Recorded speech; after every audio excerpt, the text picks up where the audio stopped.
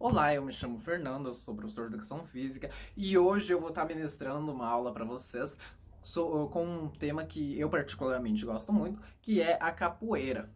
Então, eu acho que é muito difícil nós estarmos falando sobre capoeira sem primeiramente nós estarmos citando um dos seus motivadores, algo que motivou a criação da capoeira, que foi o período escravocrata. Então, em algum momento durante as nossas aulas de história, nós acabamos vendo que houve mão de obra escrava aqui no Brasil. E falando em questão de data, esse período ele acabou durando por 3 séculos. E sendo mais específico em relação a datas, teve seu início, né? O primeiro navio negreiro chegou ao Brasil no ano de 1513. E só acabou a escravidão aqui no Brasil no dia 13 de maio de 1888, com a implementação da Lei Áurea, que foi a lei assinada pela até então Princesa Isabel. Só que a capoeira ela continuou sendo considerada crime no Brasil até o ano de 1937. Ou seja, fazem apenas 85 anos que a capoeira ela deixou de ser considerada um crime aqui no Brasil. Mas aí vem uma dúvida, né? Se ela era considerada crime, como que ela era praticada durante esse período? Então, a capoeira ela só foi considerada crime realmente entrando para o Código Penal no ano de 1889. Se você prestou atenção no que eu disse, você reparou que a abolição ela acabou no ano de 1888, mas a capoeira ela só foi realmente considerada crime em 1889. Antes disso, a capoeira não era crime, mas ela era penalizada pelos senhores de engenho com chicoteadas. Então, se você era praticante de capoeira, você fosse pego praticando capoeira, você era punido com chicoteadas. A partir do ano de 1889, quem fosse pego praticando capoeira iria ser enquadrado por vadiagem, que existia uma lei que era a lei da vadiagem, e iria pegar prisão, ia ficar preso por mais ou menos uns 3 meses. Mas voltando um pouco antes, lá durante o período escravocrata, a capoeira ela foi se desenvolvendo dentro das senzalas, né?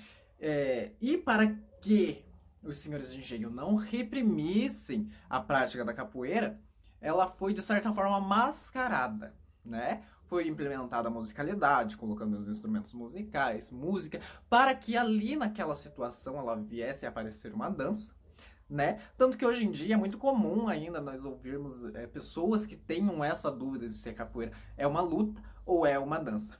Mas assim que o período escravocrata acabou em 1888, essas pessoas que antes praticavam capoeira ali nas senzalas, elas saíram, né, foram para as periferias da cidade, onde ali a capoeira ela foi se desenvolvendo, e quando ela foi considerada crime, ela continuou sendo praticada ali nas periferias da cidade, mas de forma escondidas. Um fato interessante que eu posso colocar aqui é que por mais que a capoeira em si ali naquela época ela fosse considerada crime, os políticos daquela época eles contratavam capoeiristas para ser seus capangas, ou seja, a capoeira por mais que fosse mal vista, fosse criminalizada, ela ainda era muito requisitada naquela época.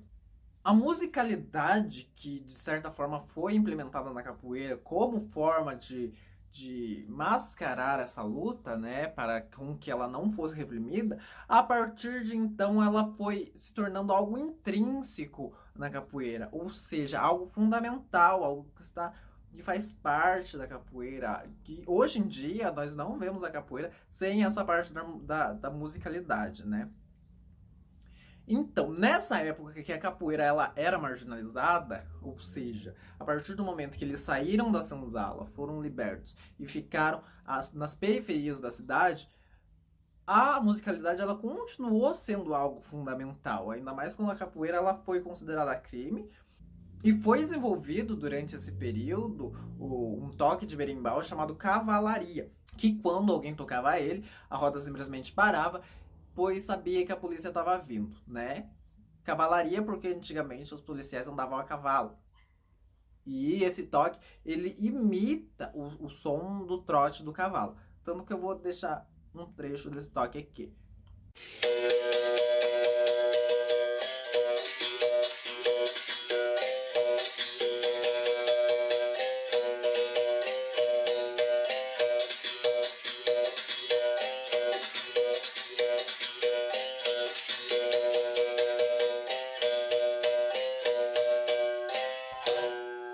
Então, nós já entendemos sobre a musicalidade da capoeira e como ela é fundamental para o jogo em si.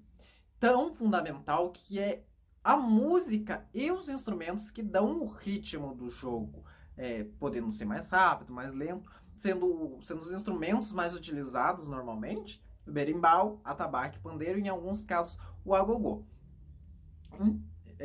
Tanto que existe alguns diferentes toques para algumas diferentes situações, mas foi em 1940 onde houve um marco muito importante para a capoeira, que foi ali onde a capoeira ela acabou se dividindo em dois estilos diferentes que a gente conhece, que é a capoeira Angola, que o seu principal nome é o mestre Pastinha, e a capoeira regional, que o seu principal nome é o mestre Bimba. E cada uma delas tem as suas especificidades, né? A capoeira Angola sendo um jogo mais lento, um jogo mais de chão, onde ela é mais tradicional, como era a capoeira lá nos seus primórdios, e a capoeira regional, com um jogo mais em cima, mais rápido, com mais acrobacias, né? E independente de qual seja a capoeira, ela é dividida em três diferentes categorias de movimentos, né? Que são os golpes de linha, os golpes rodados e os floreios. Eu vou dar alguns exemplos desses golpes, né, desses movimentos. Primeiramente, começando pelos golpes de linha, que são o pisão, a bênção, o martelo, tendo as variações, né, que são normalmente chamadas de golpes de linha de segunda fase, que aí entra o pisão rodado, o martelo passando, gancho, ponteira, e também vou citar os exemplos dos golpes rodados, que são armada, queixada, meia-lua de frente, meia-lua de compasso, e também tendo as suas variações de segunda fase, né, sendo armada martelo, queixada martelo, rabo de arraia e o chapéu de couro.